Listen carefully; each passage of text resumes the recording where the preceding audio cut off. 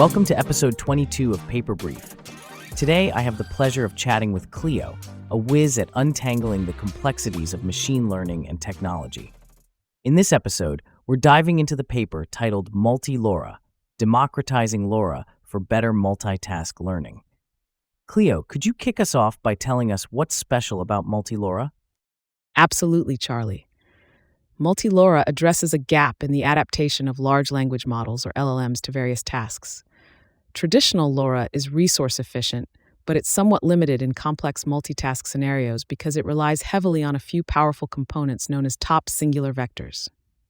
Now, what MultiLoRA does is fascinating. It scales these LoRA modules out, changes how parameters are initialized, and it ends up creating a more balanced approach that doesn't depend too much on any single part.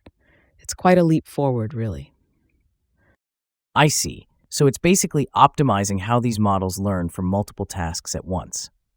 But how does MultiLoRA actually improve upon LoRa's limitations? Does it still maintain the efficiency we've come to expect? Great question. We know adaptability is key, especially with fewer parameters. MultiLoRA not only maintains that efficiency, but actually outperforms the standard LoRa and even traditional fine-tuning in many cases. And it does this with only an additional 2.5% of parameters, which I think is pretty impressive. Outperforming with such a small increase in parameters is definitely impressive. Can you share how the researchers tested MultiLoRA's effectiveness? Sure, they constructed specialized training data by mixing datasets from various domains like instruction following, natural language understanding, and more. This was key because it represents a real-world scenario where tasks are quite diverse, both semantically and syntactically. The results across multiple benchmarks were clear. MultiLoRA consistently topped its predecessors. That's truly intriguing. You mentioned earlier about democratizing unitary transforms. Can you break that down for our audience? Of course. By democratizing, we refer to making the learning process more balanced across different parts of the model. Instead of relying on a few strong players, MultiLoRA ensures that many smaller parts contribute more equally. This approach is actually closer to what happens with full parameter fine-tuning and is why MultiLoRA achieves better adaptation for multitask scenarios.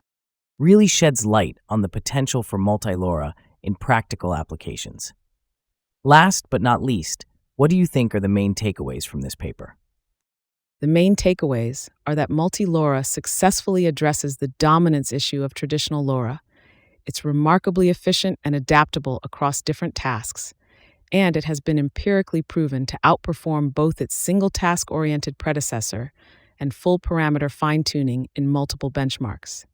It's a step towards more efficient and versatile AI models. Thanks for that summary, Cleo. And to our listeners, we hope you enjoyed this episode of Paper Brief. Tune in next time as we unwrap more exciting developments in the world of machine learning.